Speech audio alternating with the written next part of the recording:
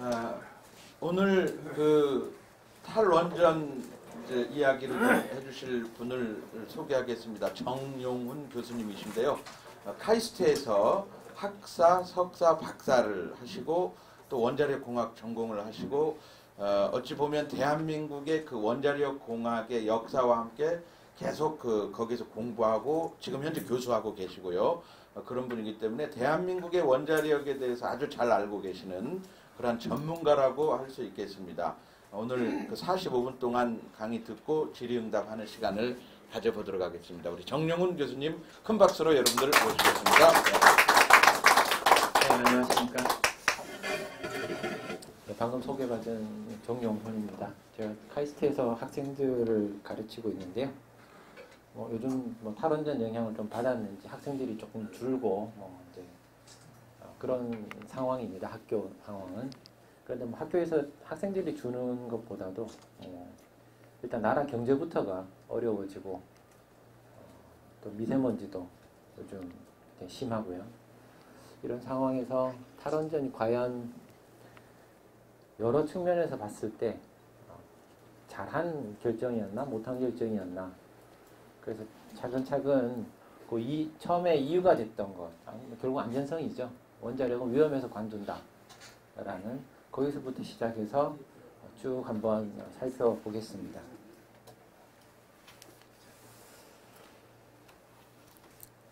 여기 대통령이 고리 1호기 퇴역식이라고 불러야지 마땅한데 영구정지 선포식 해서 가서 위험의 근원인 원자력 발전소를 없애겠다 이제 앞으로. 그래서 탈핵, 그때는 탈핵이라고 불렀습니다.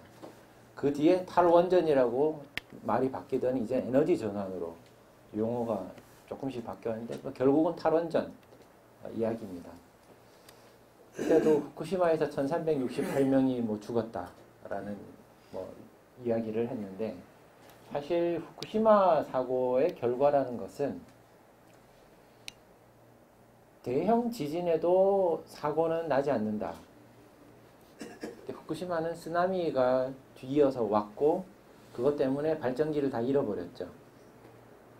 물을 넣을 수 있는 펌프가 전기로 작동이 돼야 되는데 비상 발전기가 쓰나미 때문에 다 나간 거예요. 근데 그 전에 그러면은 지진이 나고 쓰나미가 올 때까지 어떤 일이 있었느냐? 그때는 이제 냉각을 하고 있었던 거죠. 만약에 쓰나미가 안 왔다면 어떤 일이 벌어졌을까? 그냥 그대로 냉각하고 그걸로 일이 다 끝났을 겁니다. 다른 원전의 예도 있고요. 그리고 두 번째는 사망자는 없습니다. 그리고 앞으로도 기대하기 어렵다라는 것이 유엔하고 WHO의 보고서의 결론입니다. 왜냐? 피폭량이 너무 적어요. 결론적으로 말씀드리면은 뭘 기대하기에는 피폭된 양이 극히 미미합니다. 자, 지진부터 이 말씀을 드려보겠는데요.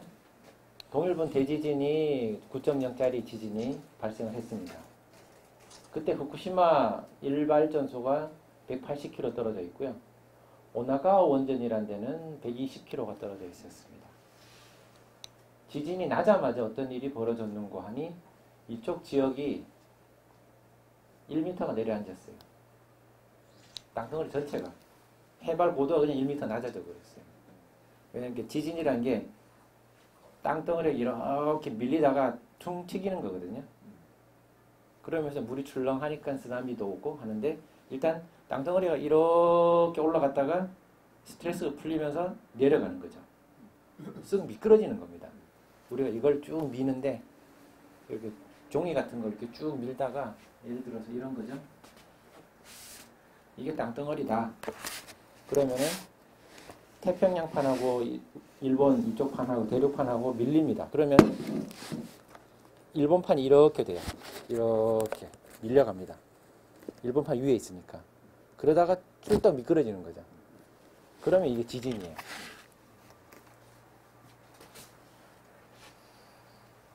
그래서 1m가 내려갑니다. 이렇게 굽어 있다가 쭉 펴져가지고. 그러면서 바다 쪽으로 5m가 끌려 들어가요. 이 땅덩어리 전체가요. 일부 지역만 그런 게, 여기만 그런 게 아니고요. 이 지역, 아주 넓은 지역이 내려갈수록 조금 줄어드는데요. 여기 같은 경우는 1m가 내려야 5m가 들어갑니다. 저기에도 발전소가 있었고요. 뭐 지진의 영향을 같이 받았습니다. 그 오나가와라는 동네가 이렇게 생겼습니다. 10,000명이 사는 동네인데요. 지진하고 쓰나미로 800명 넘게 죽었습니다. 10,000명 사는 동네에 800명이 죽었다 그러면 상상이 가시죠. 그 동네가 어떻게 됐는지. 근데 사진을 보니 뭐 자동차도 3층 건물 꼭대기 올라가 있고 한데 10,000명 중에 800명밖에 안 죽었다는 게 믿기지가 않을 정도. 근데 저 정도면 다 죽었을 것 같은데 여하간 뭐 대피를 일단 지진이 오고 나서 대피하고 쓰나미에 결국 결정타를 이제 맞았는데요. 가옥도 4,000채니까 10,000명 동네에 집이 4,000채가 부서졌다면 다 부서진 거죠.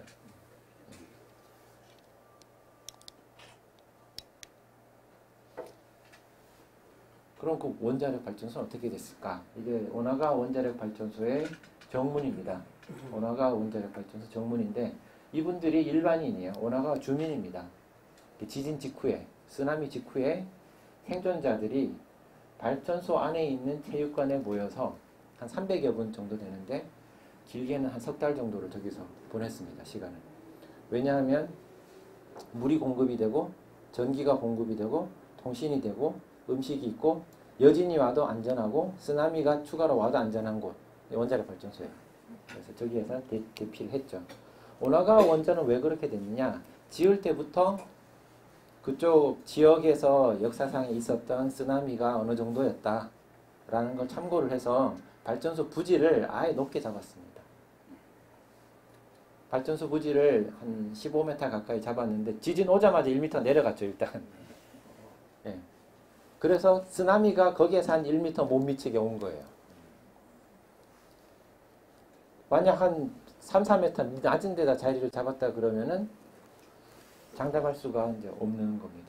그러니까 대비를 하면 그리고 비상발전기라는 것을 잘 보호만 하면 원자력 발전소는 쓰나미에도 견딜 수가 있는 거고요.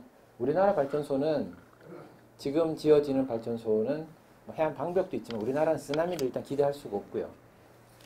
지진 보시면 알겠지만 이 발전소도 후쿠시마 발전소도 지진 때문에 뭐가 큰일이 벌어진 것은 없습니다.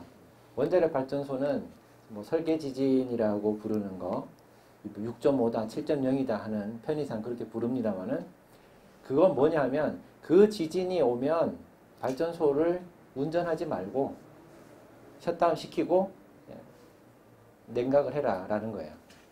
그 정도 흔들렸는데 미련하게 발전소를 운영하고 뭐 이런 건 하지 말라는 거예요.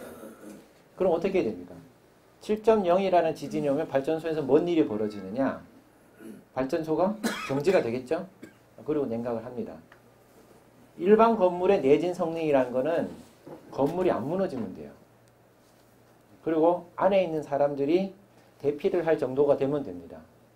지진이 올 때 제일 먼저 하셔야 될 게 뭐냐면은 저 문을 열어두는 겁니다. 저 문 안 열면 어떤 일이 벌어지지 아십니까?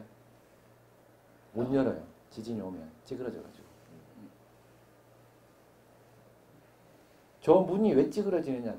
건물 전체가 다 찌그러지니까 뒤틀려가지고 문이 낍니다. 그럼 나가고 싶어도 못 나가요. 그러니까 일단 문부터 열어야 돼요. 그리고 뭐 안전한 밑으로 이렇게 하고 이게 아주 스탠다드한 그 방식인데요. 건물은 그 기준이지만 원자력 발전소는 뭐냐? 지진이 와도 저 문이 아주 부드럽게 잘 열려야지 정상인 거예요. 그게 기준이에요. 내진 기준이라는 것이. 기능이 작동해야 돼요. 기능이 작동해야 돼요. 이게 망가지고 뭐 안 망가지고는 그 다음 문제고요.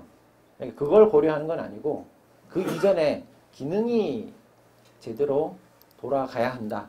뭔 기능? 발전소를 정지시키고 냉각하는 기능. 그래서 7.0 지진이 오더라도 원자력 발전소는 뭐가 육안으로 봐서 많이 망가지는 게 생기느냐? 생길 수가 없고요.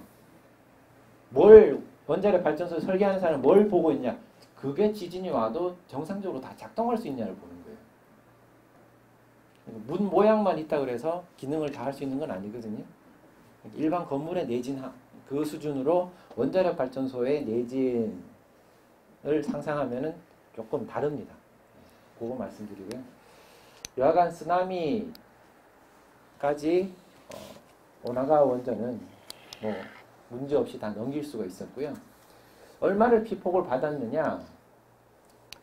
후쿠시마 일반인들이 받은 피폭량이 평생 동안 받을 피폭량이 대략 한 10mSv 이쪽 저쪽입니다.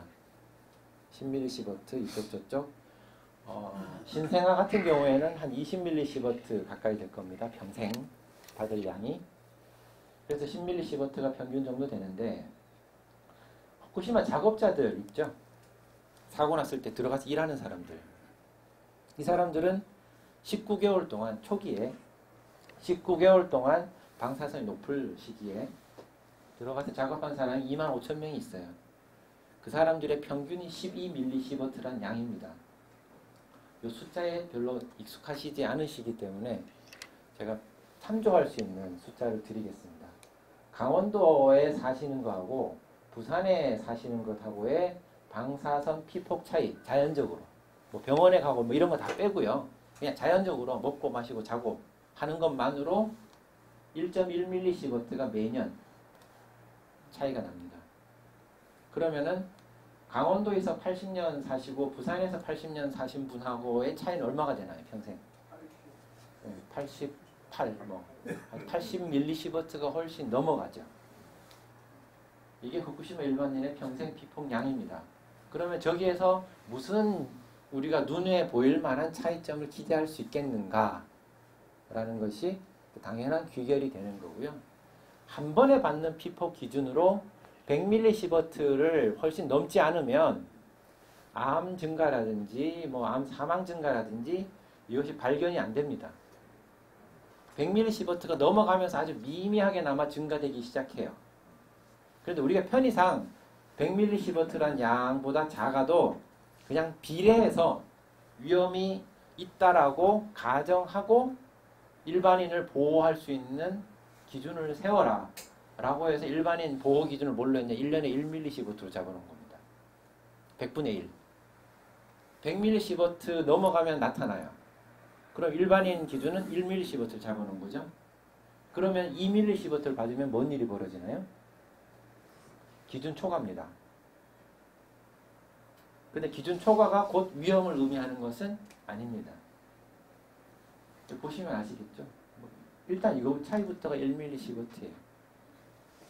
그래서 강원도도 있지만 일본하고 또 비교를 하면요.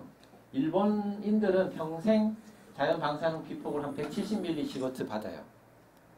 평생 살면. 한국에서 평생 살면 240mSv를 받습니다. 이게 한국 평균 정도 돼요. 강원도는 한국 평균보다 높습니다. 그래서 결국 일본하고 우리 차이, 그 다음에 부산하고 강원도 차이, 뭐 이런 걸 다 봤을 때 평생에 걸쳐서 100mSv, 200mSv 정도 차이 나는 것은 그냥 자연적인 변동 범위에 들어갑니다. 그러니까 더더욱이나 이 정도의 피폭량을 가지고서는 유의할 만한, 우리가 눈에 보일 만한 혹은 관찰될 만한 차이점을 보일 리가 없는 거죠. 요즘 문제가 되고 있는 초미세먼지가 위험하다 하는데, 그럼 도대체 그 위험이 어느 정도인가? 일단 전제사항부터 제가 말씀드리겠습니다. 원자력 발전소의 위험만 자꾸 이야기하면 어떻게 되는지 아십니까? 원자력 발전소 위험만 보여요. 그럼 그게 세상에서 제일 큰 걸로 압니다. 초미세먼지만 자꾸 이야기하면 어떻게 되는지 아십니까? 그게 제일 위험해 보여요. 그게 제일 위험해 보여요. 근데 초미세먼지의 우리나라에서의 위험이라는 것은 수명 감소로 봤을 때 6개월 정도 됩니다. 우리나라 초미세먼지가 우리나라 국민의 전체 수명 감소에 한 6개월 정도의 영향을 미칩니다. 그런데 흡연을 하면 6에서 7년 정도가 됩니다. 그리고 남자로 태어나는 것 자체가 일단 7년을 먹고 들어갑니다. 그냥 잃어버리고 들어가는 거예요. 남자로 태어나는 게 제일 위험한 것 같아요. 네, 그 다음에 뭐냐? 초고도 비만 있죠. 고도 비만.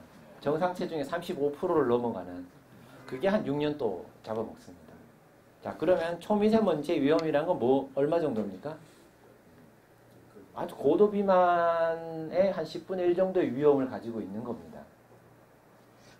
자, 그럼 이걸 크다고 봐야 될까요? 작다고 봐야 될까요? 무시할 수 없다.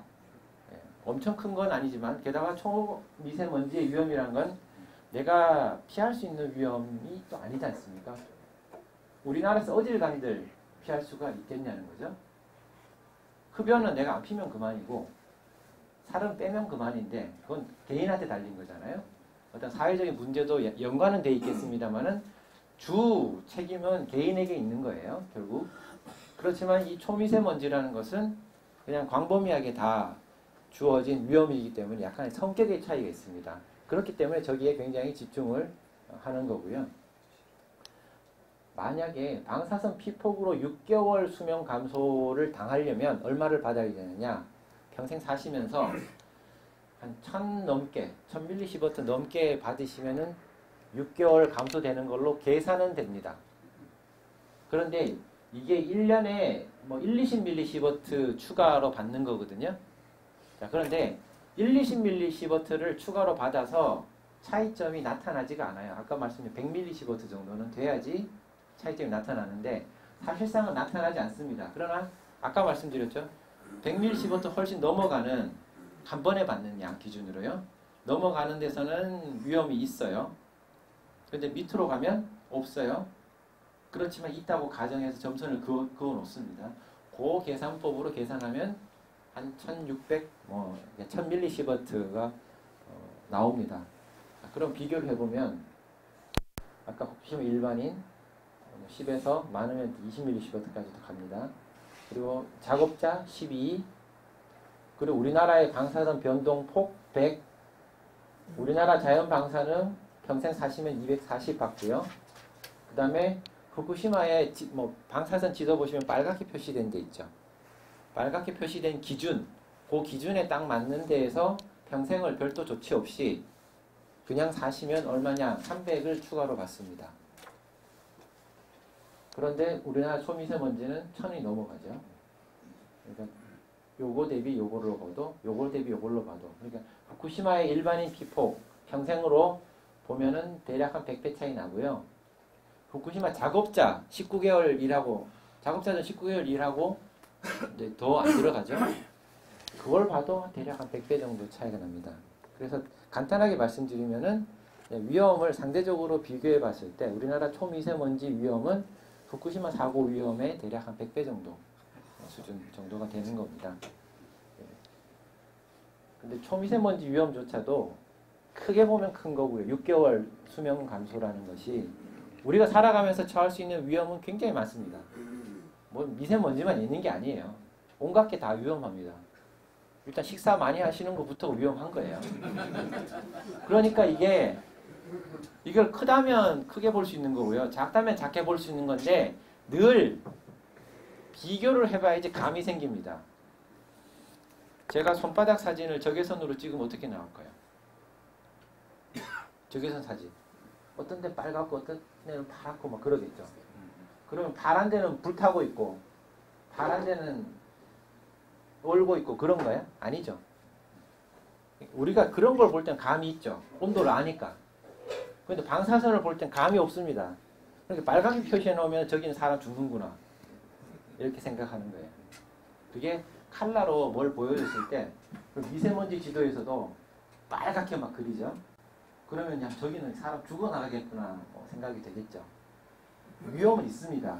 있지만 그 빨간색이 어느 정도의 위험인가는 우리가 알아야지 감을 갖고 우리가 판단을 하지. 그렇지 않고는 모든 위험은 다 똑같아. 다 위험해. 가 되면 아무것도 할 수가 없습니다. 합리적인 판단을 못하게 됩니다. 탈원전도 그렇게 해서 시작이 됐습니다. 후쿠시마를 보여드릴게요. 요게 11년 4월 사고 나고 한 달 뒤에 방사선 선량률입니다. 요게 단위가 뭐냐면은 1시간에 몇 마이크로 시버트, 아까 보여드렸던 밀리시버트의 1000분의 1이죠. 시간당. 1000시간 있으면은 밀리시버트가 되는 거예요. 1년이 8000시간이 좀 넘어가니까 곱하기 대략 한 8, 이 정도 하시면은 밀리시버트로 변환이 됩니다. 여기다가 여기 참고로 서울의 방사선, 자연 방사선이 0.15, 서울대 뭐 이제 관악 관측소 같은 경우는 한 0.15에서 0.1에서 2 왔다 갔다 합니다. 이 정도가 서울의 방사능이고요. 뭐 이런 지역이 그렇습니다. 비슷합니다. 원래는 서울보다 훨씬 절반 정도 수준이었는데 사고 영향으로 서울 정도의 수준이 대부분 된 거예요. 된 거고 이 빨간 지역은 얼마냐? 3 정도 되는 거고요. 아까 보여드렸던 미세먼지를 80년 산다라고 생각하고 방사선 피폭으로 환산했을 때 대략 3.8 정도 나옵니다. 우리나라. 우리나라 초미세먼지 위험을 이 지도상에 그리라 그러면 빨갛게 찍으면 돼요. 빨갛게 찍으면 됩니다. 저기에서 80년을 보내는 건데 방사선 이런 누출 사고, 원자력 사고 같은 경우에는 시간이 가면서 이렇게 됩니다. 이게 2011년이고요. 12년 많이 줄었죠? 13년, 14년, 13년에서 14년이 늘어난 것처럼 보이죠? 관측소를 더 세워서 그렇습니다. 여기 보시면은 중간에 비어있죠? 빨간거와 빨간거 사이 비어있죠? 저기 관측하면 어떻게 될까요? 파랄 리는 없고 빨갛게 되겠죠? 거기다 관측소를 하나 더 세우면 이렇게 됩니다. 촘촘히 박은 거예요. 그 다음에 그러고 나서 또 1년이 지납니다. 줄죠? 또 줄죠? 또 줄죠? 작년 4월입니다. 원래 4월달 거는 다음 달 되면 나올 텐데 더 줄어서 나오겠죠. 그러니까 우리나라 초미세먼지 위험보다 높은 지역은 현재 이 정도로 남아 있습니다. 비슷하거나 높은 지역.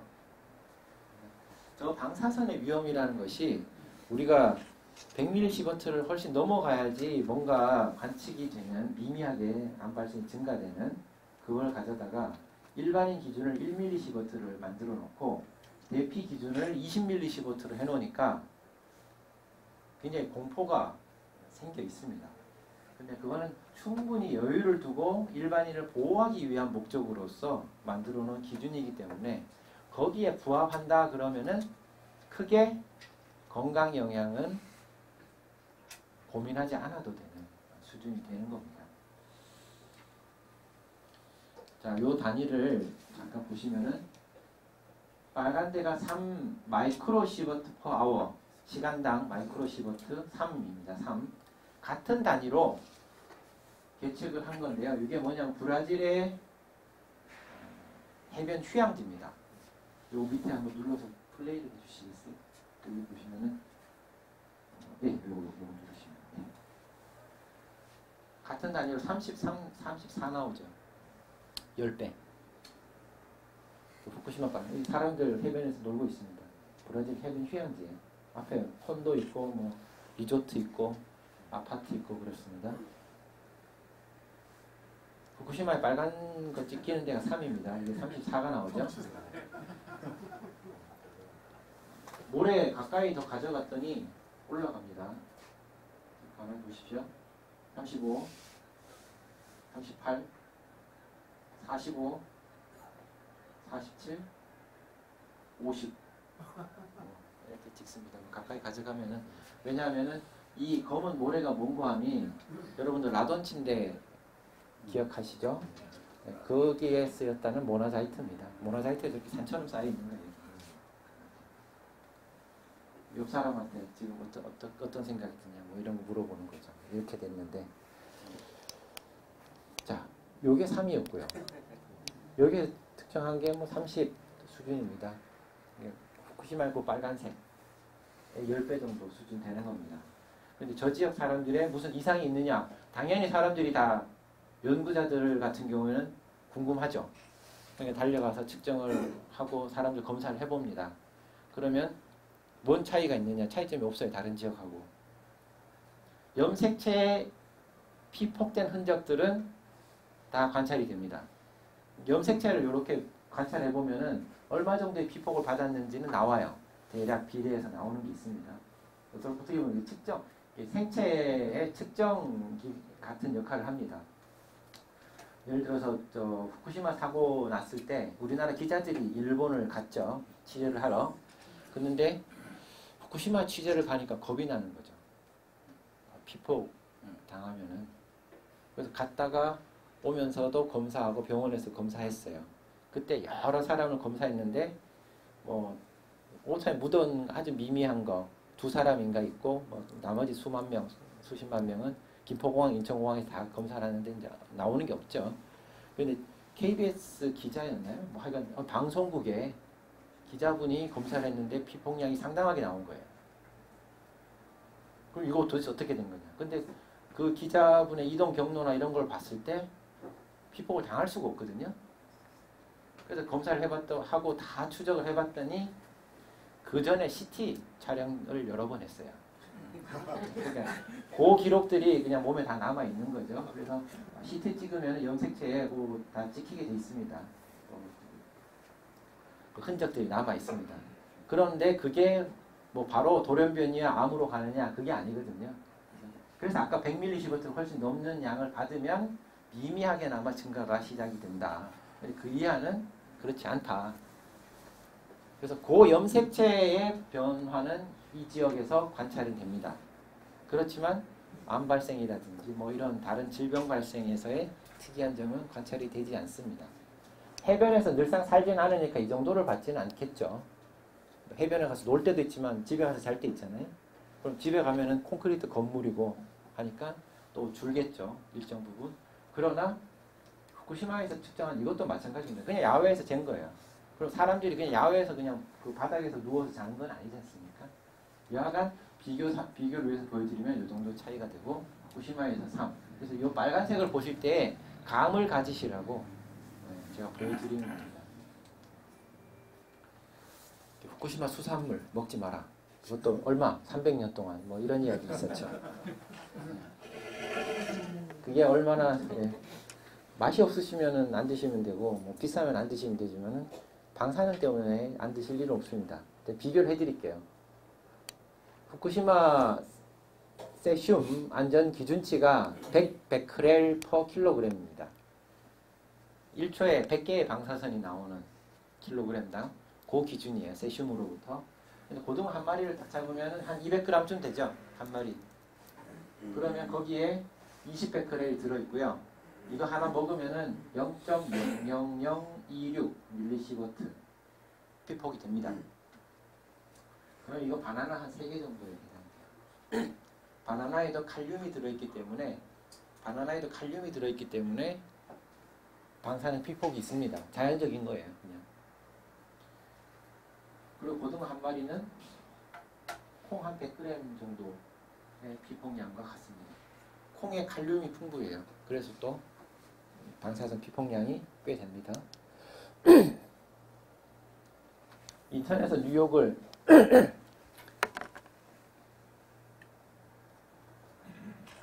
왕복을 하시면 0.1mSv 받으십니다. 그러면 고등어 385마리 먹은 것하고 같은 효과예요. 강원도와 부산 차이가 아까 1.1mSv라고 말씀드렸죠. 과연 부산 사람들이 고등어를 그것도 기준치로 오염된 걸 구해야 돼요. 못 구합니다. 없어요. 측정해서 나오진 않아요. 요즘은 아예. 후쿠시마에서 그런 게 안 잡히기 시작한 지가 2014년 지나고 나서는 기준치 오염된 고등어 뭐 생선 이런 것들이 잡히질 않습니다. 뭐 아주 예외적으로 한 마리 있을 수는 있겠지만 그걸 잡으면은 잡힐 거고요. 못 잡으면은 뭐 아직 안 나올 거면 굉장히 확률이 떨어지는 거고 설령 기준치로 오염됐다고 하더라도 부산에서 사는 분이 고등어를 열심히 먹어서 1.1mSv를 만회를 하기 위해서는 4,000마리 이상을 1년에 드셔야 돼요. 그러니까 바꿔 말씀드리면 이 세슘 기준치라는 것이 말이 안 되게 낮습니다. 100베크렐이라는 것이 말이 안 되게 낮은 기준이에요. 그걸 만족했다는 것은 그냥 잊어버리면 됩니다. 넘어갔다 그러면 얼마나 넘었냐라고 물어보시면 돼요. 그 근처냐 그러면은 안전상은 괜찮습니다. 그러나 유통은 법적, 제도적 절차에 의해서 그건 금지해야 돼요. 그러면 제 개인적인 생각으로는 기준치가 낮아지면 여러분들 안심하는 사람들이 늘어날 것 같죠. 세슘 100베크렐이 지금 기준인데 저 기준을 1베크렐로 낮추면 어떻게 될까요? 사람들도 안심할까요? 안심할 수 있는 기준만 내려갑니다. 100베크렐도 충분히 괜찮은데 기준을 낮춰놓으면은 10베크렐 나왔다 그러면은 기준치의 10분의 1이구나 했다가 기준치를 1로 낮춰놓으면 기준치 10배네가 되는 겁니다. 그런데 10베크렐이건 100베크렐이건 우리 몸에 미치는 영향은 예전에 비해서 바뀌었을까요? 그건 똑같습니다. 그건 자연의 이치니까. 4,000마리를 드시면 1mS가 되는데 그러면 이걸 걱정을 하고 살아야 될까? 아니 잊고 살아야 될까? 그것도 오염된 거를 먹었을 때. 그러니 그냥 멀쩡한 고등어를 드실 때는 그냥 비만 걱정만 하시면 돼요. 아, 이게 내가 살이 너무 많이 찌면은 위험이 증가되겠구나. 너무 많이 먹지 말아야겠다. 뭐 그 정도 생각하시면 되고 짜게 먹지 말아야겠다.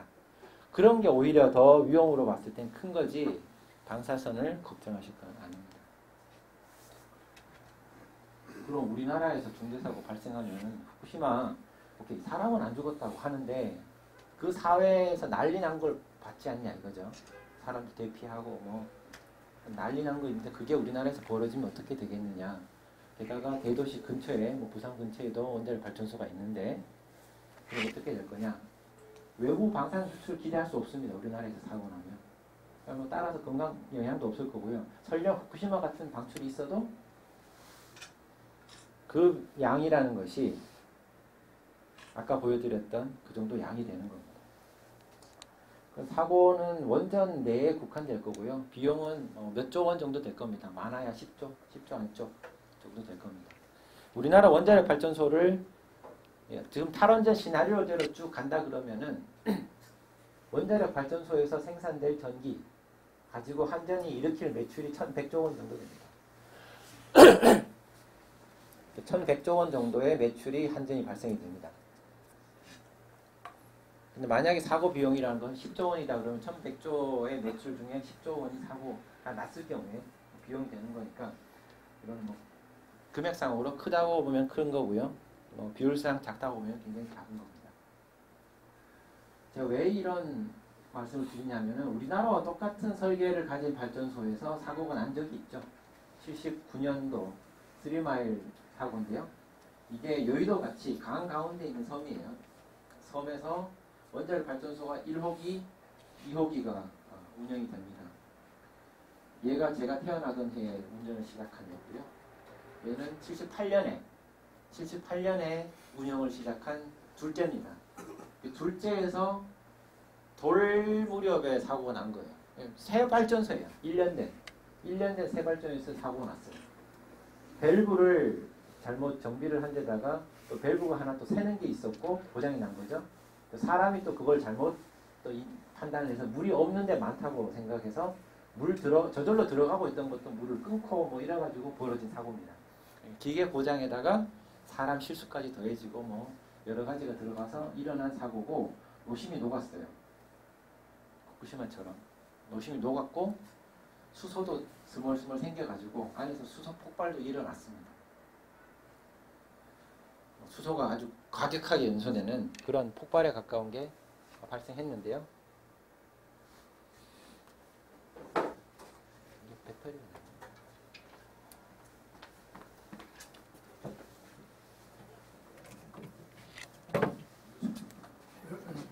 이거 됩니까? 예. 그래서 사고가 나서 그럼 이거 괜찮습니다. 좋습니다. 예. 사고가 나서 어떤 결과를 가져왔느냐. 3월 28일 날 사고가 났어요. 79년 4월 1일 날 3일 뒤죠. 4일째 3일 뒤에 카터 대통령이 발전소를 방문을 합니다. 사고가 난 발전소에 마스크 꼈습니까? 어디 뭐 해가지고 아니 하다못해 하얀 옷 그거라도 입었나요? 그냥 발전소 방문하면 의례적으로 신는 덧신 하나 신었습니다. 발전소 안에 있던 거 가져가지 말고 밖에 있던 거 끌고 들어와서 여기 더럽히지 말라고 신는 덧신 신었어요. 카터 대통령이 이런 보호장구 하나 없이 갈 수 있었던 건 위험을 무릅쓰고 들어갔던 걸까요? 방사능 누출이 없었기 때문에 그냥 저렇게 들어간 겁니다. 이 경락 건물이라는 이 도움 안에서 다 사고가 다 끝난 거예요. 그리고 1년 동안 1년도 넘게 저 안에 가둬놨어요. 가둬놓고 그 다음에 여름쯤에 이제 다 가라앉고 방사능 요드 같은 건 싹싹 사라지고 그러고 난 뒤에 이 안에 남아있던 그 불활성 기체들만 방출을 시켰습니다. 1년 뒤에 1년 동안 그냥 그대로 담아놓고 있는 거예요. 우리나라에서 사고가 나면 저런 유사 사고가 일어날 겁니다. 결과는 자, 그러면 우리나라 원자력 발전소에서 사고가 나면은 저런 일이 벌어진다. 그럼 마지막으로 오는 게 있죠. 그래도 사용 해결료는 방법이 없지 않냐 이거죠. 사용 해결료를 방법이 없지 않냐 할 때 그 10만 년도 넘게 가야 되는 건데 독성이 그럼 어떻게 할 거냐는 거죠.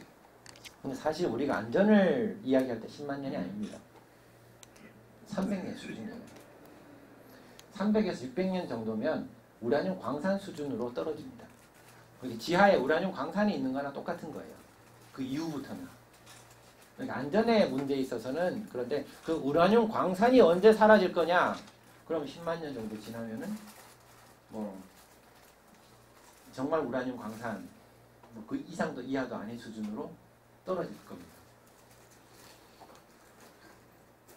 이 300년, 600년이라는 것은 왜 나왔는고 하니 사용 해결료에는 두 가지 종류의 물질들이 들어있습니다. 하나는 진짜 쓰레기예요. 방사능을 대부분 다 가지고 있는 핵분열 생성물이라고 부르는 게 있습니다. 우라늄이 쪼개진 그 쓰레기. 그거는 반감기가 긴 놈이 한 30년쯤 돼요. 그럼 300년 지나면 1000분의 1이 되고요. 600년 지나면 100만 분의 1로 줄어듭니다. 그러니까 300에서 600년 지나면 걔네들은 다 사라집니다. 얘네들은 뭔 특성을 갖고 있냐면 방사능도 세지만 세슘, 스트론튬 이런 놈들입니다. 대표적으로 물에 녹아요.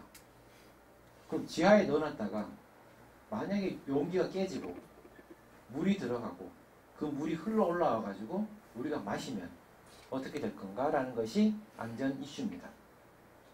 그래서 300년 정도는 안전성에 관해서 우리가 주의 깊게 관찰을 해야 됩니다.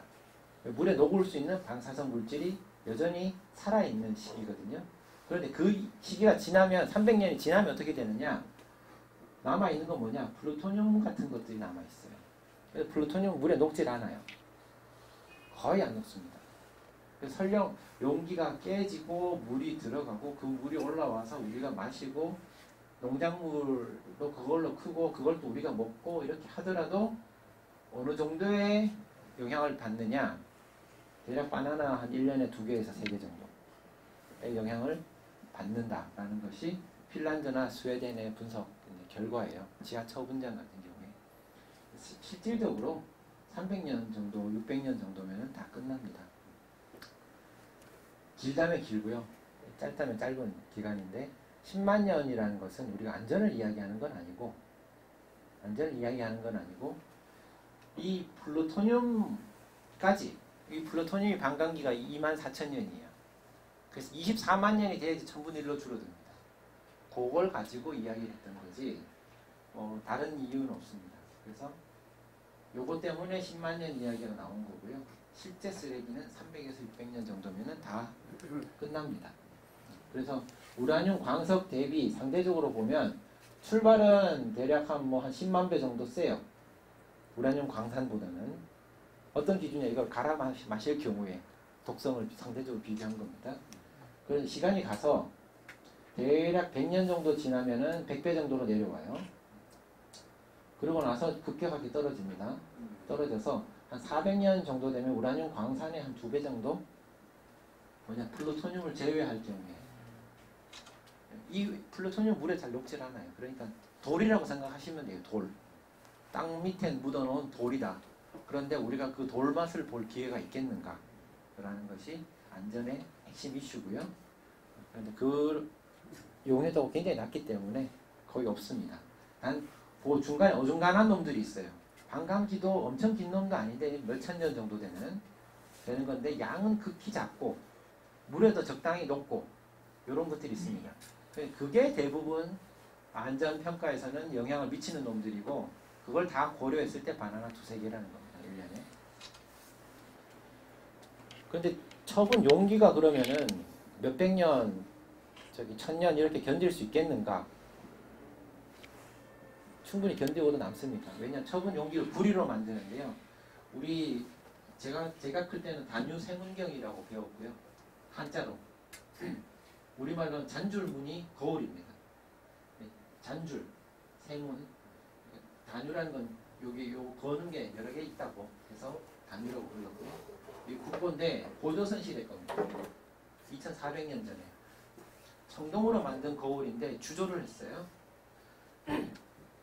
이 선폭을 보시면은 0.2mm인데 지금도 그대로 살아 있습니다. 그대로 살아 있어요. 왜냐 구리가 부식이 굉장히 강해요. 그냥 아무데나 그냥 논바닥에 밭에 버려졌던 거울이 2400년 동안 0.2mm도 안 사라지고 있는 겁니다. 그런데 막 몇 센치 두께의 구리로 용기를 만들거든요. 그러면 1000년 동안 뭐가 이렇게 부식이 되겠느냐? 뭐 옛날에 전쟁 때 썼던 구리 대포들, 청동 대포들 바다 밑에 수장된 거 꺼내보고 할 때 바다 물이라는 게 굉장히 부식에는 안 좋은 환경이거든요. 그냥 다 부식돼 나가죠. 웬만한 건.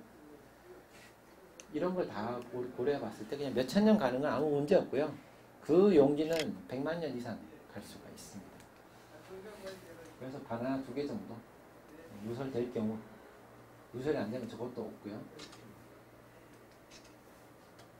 지상에 저장하는 것도 그렇게 위험한 거 아닙니다. 전혀 위험하지 않습니다. 후쿠시마 원전 사고 나기 전입니다. 사용 해결료를 바깥에 저장하고 있었어요.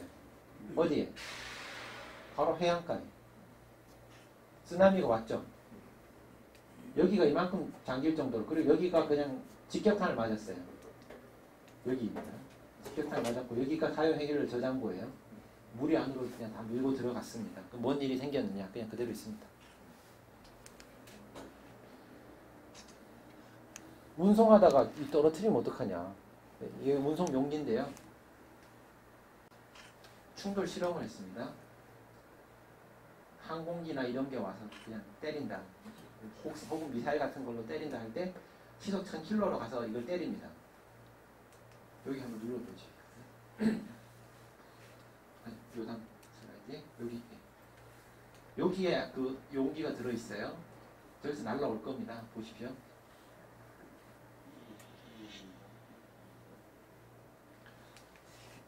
이게 어떻게 됐을까요? 요 뒤에 보면은 그 장치가 있고 가서 때립니다. 가서 박혔죠. 용기는 이상 없습니다. 저렇게 이제 만들어 놓은 거고 사람들 뭐 그냥 기분 좋게 사진 촬영하고 하나요. 이게 뭐 시험을 이렇게 합니다. 그래서 뭐 이송하다가 떨어뜨릴 경우에 어떻게 되겠느냐 이런 것까지 다 고려해서 하기 때문에 지상 보관하는데 위험은 없습니다. 네덜란드 같은 경우에도 한 300년 정도까지 장기 저장하는 것도 고려를 하고 있습니다. 그래서 이 안에다가 사용 해결료를 집어넣어 놓고요. 300년 정도 지나면 어떻게 되냐? 아까 말씀드렸듯이 핵분열 생성물, 방사성 있는 놈들, 물에 녹는 놈들 얘네들은 다 사라지죠. 천분의 1로 줄어드니까요. 거의 사라집니다. 그러면 색깔이 노란색이 됐다가 하얗게 변할 겁니다. 건물이. 설치 미술이. 그러면 사람들이 이제 거의 대충 끝나가는구나 이제. 남는 건 뭡니까? 그러면 우라늄하고 플루토늄 남아있겠죠? 그럼 이거를 쓸 거냐 버릴 거냐 결정하면 돼요. 갖다 묻어도 되고요. 발전소에 태워도 되고. 그리고 이거 지으면서 통장도 같이 놔두죠. 적립금. 그래서 이 돈 가지고 태우든지 버리든지 해라는 거죠. 같이 이제 뭐 논이나 밭을 물려주듯이 당장 네가 농사 지을 건 아니지만 나중에 농사 져도 되고 이걸로 팔아가지고 해도 되고. 처분 비용 아까 말씀드렸듯이 현 정부 계획대로 탈원전을 해도 1100조 원의 한전 매출이 생깁니다. 그런데 사용 해연료, 중저준위, 발전소 해체 이거 다 합해도 100조 원 이내거든요. 그리고 이거 다 적립을 하고 있습니다. 사고 비용, 그 3마일 사고 같은 경우에 한 2조 원 정도 들었어요. 그 청소해냈는데 뭐 더 잡아도 10조 원 이내에서 다 이런 마무리될 수 있는 그런 규모가 되는 거죠. 그래서 사고 비용이 크지 않냐? 우리나라 같은 설계에서는 사고 비용 수준이라는 것이 수조 원 규모, 10조 원 이내가 될 거다. 그리고 사용 해결료 처분 세계 최고 수준으로 적립하고 있습니다. 중저준이 그냥 다른 나라 이거 다 합해도 이만큼 안 되죠. 제일 비싸게 하고 있어요. 초호화로 중저준이 폐기를 하고 있습니다. 이것 때문에 발전소 해체 비용이 스웨덴보다 높아요. 왜? 스웨덴은 중저준이 처분 비용이 싸요. 발전소를 해체를 하면 중저준이 폐기물이 주로 나옵니다. 그 갖다 묻는 그 비용이 비싸서 스웨덴보다 비싼데요. 미국하고 거의 같은 수준이고 지금 이걸 또 올렸습니다. 그리고 사용 해결료 처분 비용도 거의 최고 기준으로 적립을 하고 있습니다. 저거 다 우리가 내는 전기요금에 한수원의 발전 원가에 다 포함된 겁니다. 저거 빠져있다라고 이야기하는 사람들 많아요. 이거 다 빠져있다. 근데 다 들어가 있습니다. 다 들어가 있는 거니까요. 그건 가짜뉴스고요. LNG 발전을 쓰면 CO2 나오죠. 미세먼지도 나오지만. 그런데 이거 26,000원이에요. 똑같은 양 만들 때. 이 펠렛 하나. 근데 이 펠렛 하나 처분하는데 3,600원 듭니다. 이게 다 적립하고 있어요. 근데 LNG는 CO2로 나가버리면 잊어버립니다. 난 모르겠다가 돼요. 앞으로 기후변화 측면에서는 이 책임을 져야 됩니다. 그래서 과연 후손에게 더 윤리적인 에너지가 뭔가? CO2, 그것도 지금 우리는 괜찮지만 다가온 후손들에게 문제가 될 기후변화 일으키는 이걸 26,000원어치를 배출을 하면서 부담금은 아무것도 안 적립하고 있는 것 하고 정말 조금만 하면서 처분 비용은 3,600원짜리 그리고 300년 정도 관리하는 600년 정도 관리하고 10만 년 넘게 지하에서 그대로 자연으로 돌아갈 때까지 그대로 두는 그 비용까지 다 적립하고 있는 원자력 발전하고 어떤 것이 더 후손에 대해서 윤리적으로 더 고민을 한 에너지인가 개인적으로 판단을 하실 수가 있으실 겁니다. 그리고 LNG가 또 문제가 뭐냐면요. LNG 발전이 싹스나 그냥 먼지로 나오는 거는 거의 없습니다. 그런데 질소산화물이 나와요. 질소산화물이 나오는데 요게 초미세먼지로 바뀝니다. 바뀌는데 우리나라에서는 그 중에 8%만 먼지로 바뀐다라고 계산해서 이렇게 나오고요. 유럽 같은 경우에는 68%가 기준인데 이거는 NO하고 NO2 차이라서 대략 말씀드리면 40에서 70% 정도 사이를 산정을 합니다. 우리나라 몇 배를 하고 있죠. 그러니까 LNG 발전소의 영향이라는 것은 지금 정부가 내놓은 것보다 훨씬 클 가능성이 다분합니다. 유럽 같은 경우는 기준은 굉장히 높거든요. 여하간 이 정도일 수도 있고 더 많을 수도 있는데 없는 건 아니고요. 석탄 발전 대비 많을 경우에는 절반에서 3분의 1 수준 아닐 경우에는 대략 뭐 한 8분의 1 뭐 이 정도 수준의 먼지는 나옵니다.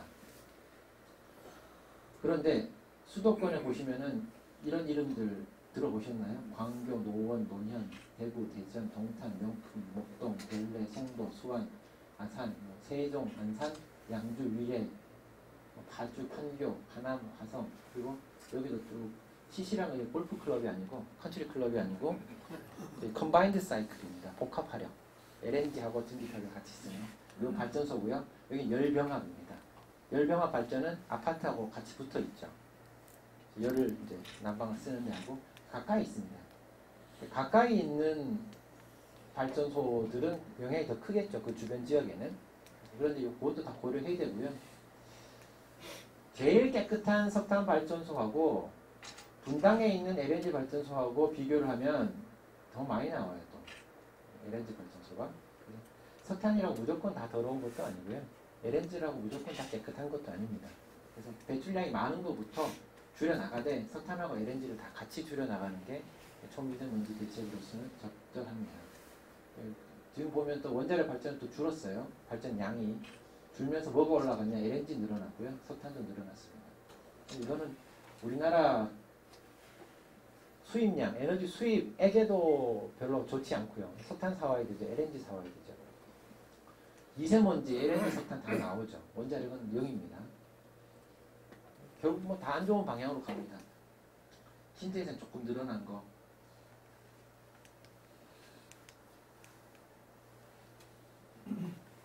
그럼 앞으로 태양광이 원자력을 대체하면 되지 않겠냐? 라는 거죠. 현 정부는. 그러나 그런 일은 벌어질 수가 없습니다. 왜냐? 하루 4시간 쓰죠. 태양광. 그럼 나머지 20시간은 뭘로 할 겁니까? 석탄 안 한다 그랬죠? 원자력 안 한다 그랬죠? 남는 건 LNG밖에 없습니다. 그럼 하루에 4시간 태양광하고 나머지 20시간은 LNG 보조 발전이 합니다.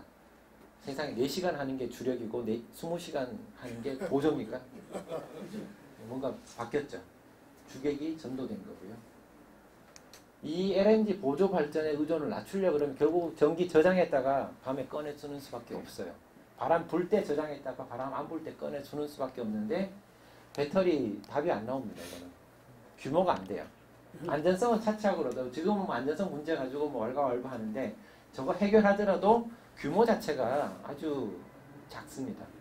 우리나라에 있는 자동차 배터리 다 빼가지고 풀로 충전했다가 풀로 방전하면 우리나라에서 한 15분 씁니다. 2천만 개 배터리 다 모아도 15분 쓰는 분량이에요. 근데 바람 안 불거나 혹은 해 안 뜨는 며칠, 오늘 같은 날도 별로 태양광 꽝이죠. 그럼 하루치 저장하려면, 이틀치 저장하려면 도대체 얼마를 해야 되는데 규모가 안 나오는 겁니다. 그래서 보조 발전에 의존해서는 4시간, 20시간 이 비율을 보시면 이게 한 20% 가까이 하는 거고요. 나머지 80%는 가스로 하는 겁니다. 그러면은 가스 하는 사람들 입장에서 어떻게 됩니까? 태양광을 1기가와트라는 시설 용량을 넣으면 뭘 해야 돼요? 태양광 1기가와트를 깔면 가스 발전 1기가와트를 전화해야 돼요. 왜? 태양광이 0이 될 때 얘는 돌아가야 될 거 아니에요. 같은 용량으로. 그러면 발전량으로 보면 어떤 게 더 많습니까? 태양광입니까? LNG입니까? LNG가 많죠. 그러면 이거는 누구 비즈니스인가요? 원자력 발전소 사고 위험이 원전을 그만해야 될 정당성 부여할 수준은 절대 아닙니다. 사용 해결의 처분 안전하게 가능하고요. 안전성 고려할 관리 기간은 수백 년 수준입니다. 조선 중기 때 만약 원전이 있었다면 그때 나온 사용 해결료는 지금쯤 끝난 거예요. 이미 관리가. 그리고 석탄이나 가스로 대체하는 경우에는 초미세먼지 늘어나죠. 온실가스 늘어나죠. 태양광으로 풍력으로 대체해도 보조 발전에 LNG가 있기 때문에 가스 발전이 있기 때문에 이거는 배출이 증가할 수밖에 없어요. 원전이 있던 거에 대비 원전을 태양광 풍력으로 대체했다. 그러면 온실가스도 초미세먼지도 더 나오는 겁니다. 바꿔 말씀드리면 더 줄일 수 있었던 거 덜 줄이는 거예요. 석탄 없애가지고 줄일 수 있겠죠. 그렇지만 원전을 없애니까 더 늘어난 거죠. 총량은 결국은 줄일 수는 있을지 몰라도 원전이 있던 거에 대비해서는 늘어날 수밖에 없는 겁니다.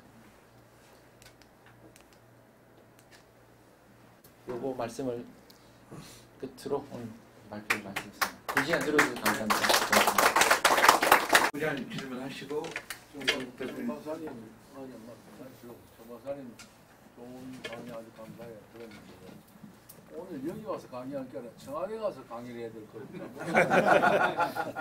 근데 과연 청와대가 탈원전을 할 때 과연 어떤 연구 과정을 겪었을까? 상당히 의문됩니다. 지금 보면서. 그 어디 아시는 분이시면 그건 저도 궁금합니다. 그냥 봐서는 너무 날림이 아니었나. 그 대통령 선거도 급작스러웠고요. 그리고 탈원전을 공약으로 하라는 환경단체의 압력이 있었고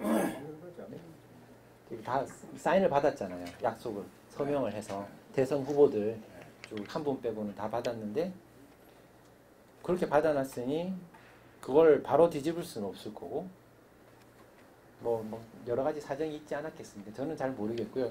그런데 일단 고리 1호기 영구정지 선포식 명예로운 퇴역식이 돼야 되는데 어떻게 보면 불명예로 만들어 놓은 건데요. 거기에서 일본의 1368명이 뭐 사망하고 뭐 이런 걸로 봐서는 그 정보 자체가 부정확해요. 근데 틀린 정보들이거든요, 다. 그렇게 봤을 때는 이거는 원자력을 제대로 알고 있는 사람들이 이거를 옆에서 코치하고 있다고는 전혀 생각이 안 들고요.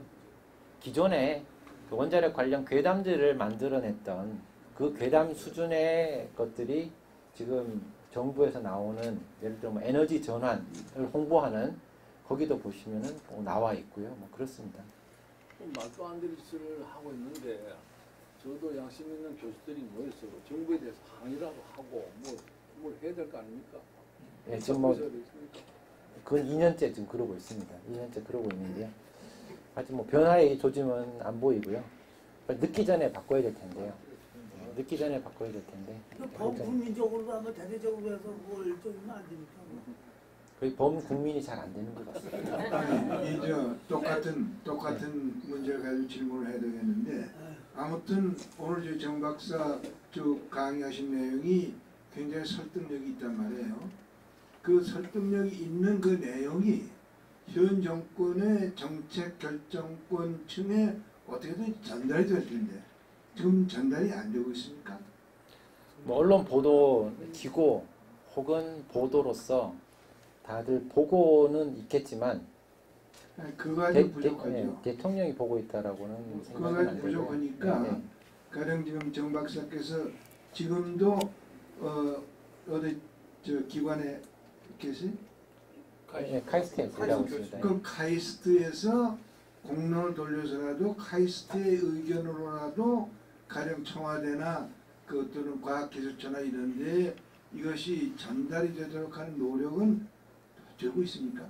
아니요, 뭐 저는 그냥 개인이고요. 네. 교수 개인으로서 하는 거고 뭐 카이스트를 대표하는 것도 아니고 글쎄. 대변하는 것도 아닙니다. 그리고 그렇게 일이 될 수도 없고요. 아니 카이스트는 카이스트 차원에서 이런 문제 가지고 내부적인 공론을 해서 어떤 그 카이스트의 의견을 만들어 가지고 이 정부의 관련 부처나 청와대에 전달하게 하는 노력 그게 여지가 없어요. 그건 저는 없다고 봅니다. 왜 그렇습니까? 카이스트 전체의 어떤 의견이다. 그건 네. 한강당 네. 의원총회 내가 정 박사를 한번 갈 수 있도록 네. 얘기를 하면 가서 강의할 용이 있습니다. 뭐 어디든 상관없습니다. 뭐 민주당이건 네, 저기 좋습니다. 저기 자, 자유한국당이건 뭐 마이크가 안 다니까 큰 네, 소리로 네, 좀 네, 부탁드립니다. 궁금한 게 아까 그 의장님 말씀하셨던 뭐 내용들이랑 비슷한 내용일 수도 있는데 탈원전을 하려면 그러니까 원전 전문가나 핵 전문가들이 어쨌든 의견을 줘야 되는데 박사님 같은 의견을 가지신 핵공학자가 있는 반면에 아닌 반대하는 핵공학자 있습니까? 그러니까 의견을 주려면 어쨌든 탈원전을 하려면 핵에 대한 전문가들이 의견을 줘야지 가능한 거 아닌가요? 그래서 그러니까 탈원전에 대한 근거를 누가 만들어서 보고를 하는지 예를 들어서 그 탈원전을 하려면 저거 좀 아까 뭐 태양광 전문가가 탈원전에 대해서 보고를 할 수는 없지 않습니까? 근데 뭐 지금 그렇게 하는 거죠. 환경단체들이 지금 원자력 관련 산업체건 어떤 공공기관이건 감사, 이사, 뭐 이사장 한 20명 넘게가 환경단체 혹은 탈핵 인사들로 포진이 다 돼버렸습니다. 이미. 핵공학자들은 다 동일한 교수님과 같은 의견이신 겁니까 그냥? 대부분 다 그렇죠. 예. 자, 우리 이계성 교수님.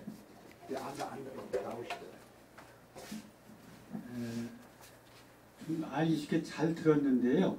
이 경기도 그 수원 교구의 천주교에서 3월 10일부터 지금 우리나라의 그 원전이 북한 핵보다 더 위험하다 이렇게 해서 지금 돌리고 교육을 시키고 있습니다. 신자들한테.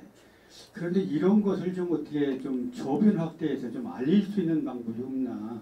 좀 쉽게 이렇게 만들어서 뭐 지금 저희가라도 팜플렛을 뿌릴 수 있거나 또는 무슨 비디오로 만들어서 좀 돌릴 수 있거나 그런 방법을 생각해 보셨는지 그런 방법이 없는지 한번 문의 드리고 싶습니다. 예, 뭐 저기 다양한 홍보 방법들을 하고 있는데요. 뭐큰 효과는 없고 유튜브라든지 아니면 뭐 SNS라든지 시민단체가 하고 있고 지금 일단 그 탈원전 반대 신한울 3사 건설 재개 OK 아톰이라고 해서 서명들 아마 하셨죠? 네. 예. 그 뭐 자필 서명도 하지만 온라인으로도 하는 게 있습니다. 그것도 보면은 뭐 아주 빠르게 확산되는 그런 속도라고는 볼 수는 없어요. 그런데 대부분 국민들의 여론을 들어보면은 탈원전은 대부분 다 반대를 하시는 게 한 7대3 뭐 넘어가는 것 같아요. 그 문제에 대해서는요, 그 광화문에서 탈원전 그 상영도 하고 홍보용이 전단지가 있어요. 그래서 그걸 배포하고 있고 그런 가운데 있는데 서명을 안 하십니다. 우리 국민들이 서명을 하고 국민청원을 20만 명 이상 해서 어떤 컴플레인하고 이슈화 만드는 게 중요하다고 생각합니다. 그리고 저는요 아까 그 미세먼지, 초미세먼지 제가 목이 아픈데 정말 우리 건강과 밀접한 관계가 있잖아요. 그 폐질환뿐만이 아니라 뇌경색 같은 그런 혈관성 질환이 지금 많아져가고 있는데 아까 뭐 6개월 수명 단축이다 이렇게 말씀하시면 안심하라는 건지 아니면 제 생각에는 폐질환이나 이런 혈관성 질환이 오면 바로 사망할 수도 있다고 생각을 하고 민감하게 반응을 하고 있는데 조금 그거에 대해서 후쿠시마의 100배니까 거기 맞춰서 반응을 하면 돼요. 맞지 않습니까? 아니 그런데 그 후쿠시마의 100배조차도 사회가 뒤집어질 정도의 그 위험은 아니라는 겁니다. 초미세먼지도 약간의 지금 보면 어떻게 보면 알러지 반응이 생긴 거지 사회적으로 봐서요. 근데 초미세먼지는 제가 봤을 때 무시할 수 없는 위험입니다. 이 정도 크기면. 그 미세먼지가 문재인 정권이 어쨌든 그 굉장히 컴플레인 했었고 그거를 공약까지 내세웠는데 30% 줄이겠다고. 중국에 30%를 줄이겠다고 공약까지 했는데 중국과 밀접한 관계가 있는지 그걸 조금만 설명해 주세요. 중국은 정부 자료를 봐도요. 미세먼지 종합대책에 나와 있는 그 자료를 봐도 대략 중국 영향을 절반 수준, 절반 이상 수준, 한 절반 수준으로 보고 있습니다. 반반 정도를 보고 있다는 거고요. 그 예전에 작년이었네요. 2017년에 춘절 때 그 폭죽 중국에서 한 거 그게 미세먼지 농도 높을 때 검출이 많이 됐거든요. 그 얘기는 중국에서 오는 게 뭐 하여간 온다는 거는 증명이 됐고 그건 얼마가 올 거냐. 일본조차도 국외 영향을 굉장히 크게 보고 있어요. 일본도. 우린 더 크겠죠. 그 절반 이상을 보고 있는데 문제는 이거 중국과 어떻게 싸워서 이걸 해결할 거냐. 네. 제가 볼 때는 싸워서 해결을 못합니다. 중국은 과학적인 근거 있느냐 하고 지금 중국에서 그러잖아요. 네. 그래도 더 찾아봤냐 그럴 거고요. 근거를 줘도 이게 전부냐. 이거 가지고 확정할 수 있냐. 100% 맞냐. 99% 맞다 그래도 그럼 1%는 뭐냐. 이렇게 나올 겁니다. 침대 축구 같은 거죠. 중국은 그냥 가만히 있으면 돼요. 우리가 급한 거지. 아니 그거는 우리가 1대1로 중국을 상대할 게 아니라 유엔이라든지 그런 그 국제 기구를 통해서 이 문제를 갖다가 더 적극적으로 다루면은 그 부분의 상당 부분이 해결 가능한 거 같아요. 초미세먼지 가지고는 안 됩니다. 왜냐면 북유럽에 그 국경을 넘어가는 오염물질 가지고 만들어진 협약이 있습니다. 그런데 우리가 중국과 그 정도 수준의 협약을 만들 거냐? 시간도 오래 걸릴 뿐더러 거의 불가능한 수준에 가깝고요. 오히려 저는 중국을 압박할 때는 온실가스 가지고 압박하는 게 맞다고 봅니다. 결국 온실가스 나오는 게 초미세먼지 나오는 거예요. 석탄가스 그겁니다. 그리고 휘발유, 디젤 이거 안 태우면 안 나와요. 도로에서 날리는 먼지 정도 있을 겁니다. 2분 정도 더 받아. 그러니까 이거는 온실가스는 국제 협약이 존재하니까 그거 가지고 중국도 너네도 확실히 줄여라. 그리고 우리도 줄일 게 그런데 우리가 탈원전하고 있어서 뭐라고 얘기를 할지 참 그건 모르겠네.